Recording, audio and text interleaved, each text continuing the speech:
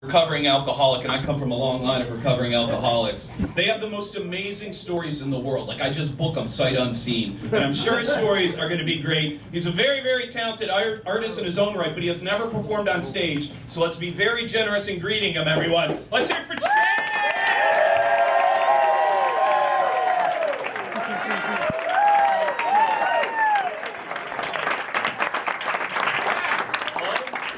My name is Chad, and I'm an alcoholic. I love you, Chad. Hi, Chad. It's been 2 years and 13 days since my last drink. My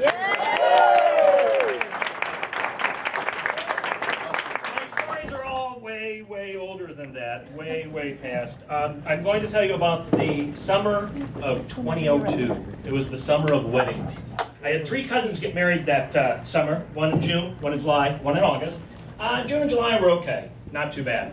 August, though, that was the fucking doozy that just really kind of started my process of, I really think I have a problem. It started out with the rehearsal dinner, open bar. It wasn't good. Towards the end, the best man was really getting everyone into the shots and saying, you know, where we're going to go is this titty bar. Now, mind you, we're in the middle of nowhere in western Iowa. So the titty bar is in a trailer on a gravel road. Best drink specials ever. So I muster everything. You know, you get the one eye going. I like this. That's a good idea. So we all pile into the car, and now in Iowa drunk driving, you know, what are you gonna do? It's gravel roads. So everybody piles in the car, and we take off to the titty bar. My dad's with us. This is a cousin's wedding, so the whole family. It's a family affair. Iowa, we keep it tight, close knit. So we make it there, and so in Iowa, everybody thinks it's just like white bread. Everybody's honkies, right? No, this was the most beautiful black women I've ever seen in my life in a trailer in the middle of fucking Iowa. So we get in. You should have been there. It was glorious. So we're all in there, and in Iowa, western Iowa, right? Yep. So we all get in there. We kind of get settled in. The drink specials are fantastic. There's this gorgeous woman dancing. Topless, fantastic. I say to the bouncer, how much for a lap dance? I want one for my dad. This is gonna be good.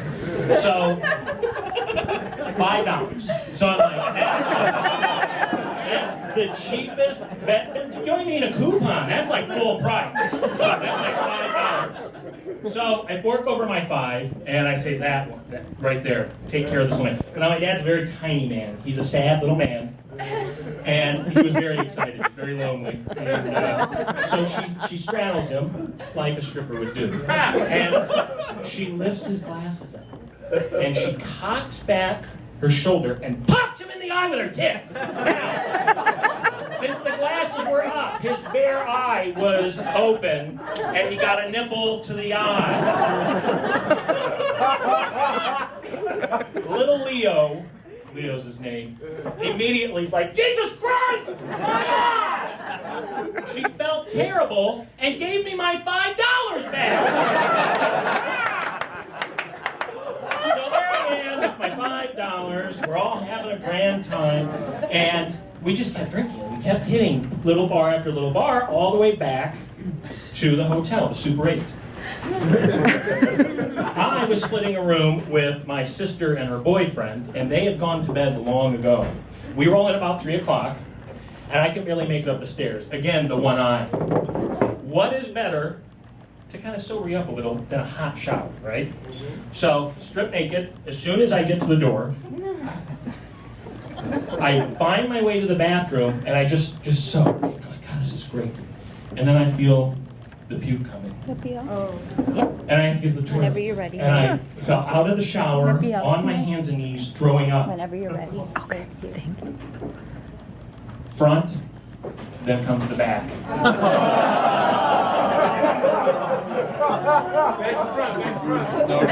to back, back to front.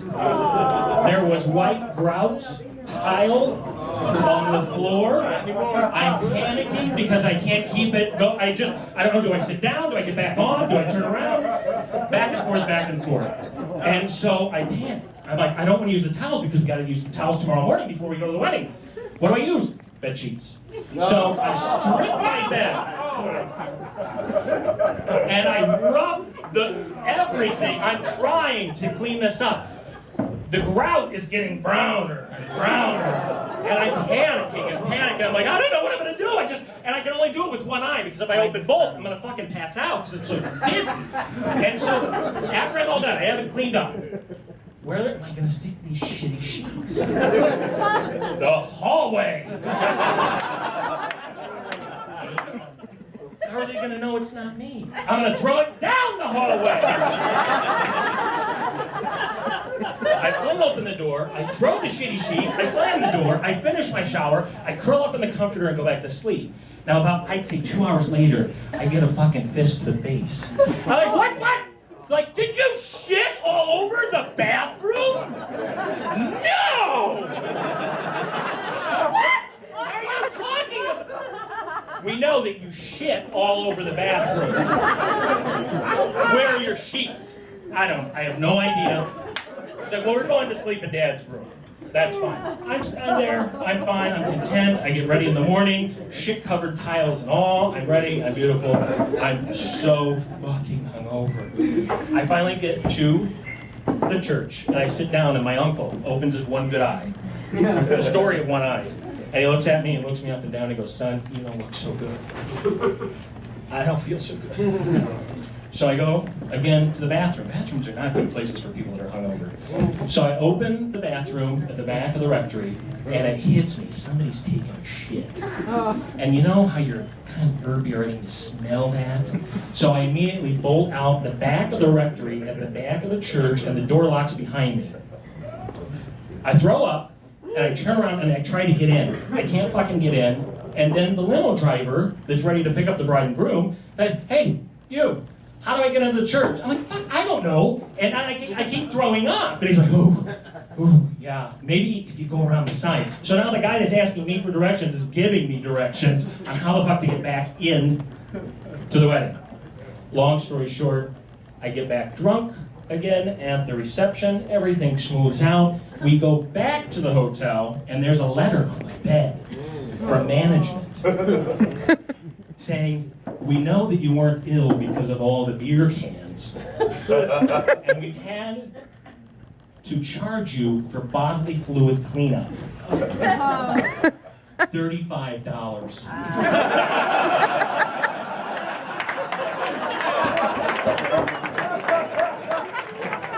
The moral of the story, ladies and gentlemen, if you're ever going to shit in a hotel, wipe it up with the sheets, throw it down the hall, do it in Fairfield, Iowa.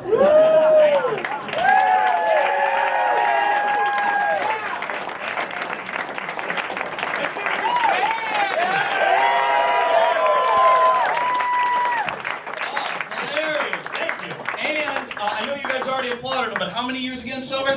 2 years, 13 days. Good.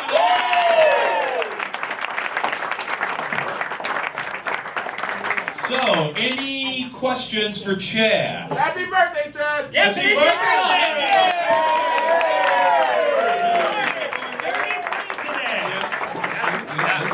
Good day. Yeah, go ahead, right there, sir. Where'd you finish? He's asking everyone. Somehow it makes sense for every performer in this show. Yeah, I finished curled up and crying with shit everywhere. Yeah. I don't recommend finishing there. All drunks think like, oh, they'll never know. They'll never know. They always know. Sober people always know. Oh, they know right away. They see that. We know where that's from. They'll never know the missing sheets. Yeah.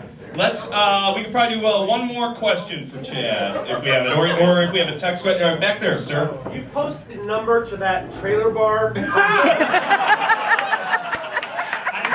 follow me on Twitter at @backoffmustache. I'll put directions and the reservation line to the hotel. Yeah.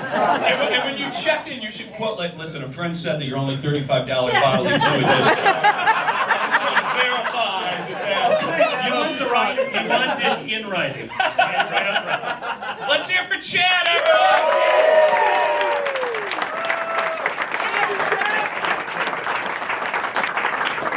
Okay, you guys are now getting your tape.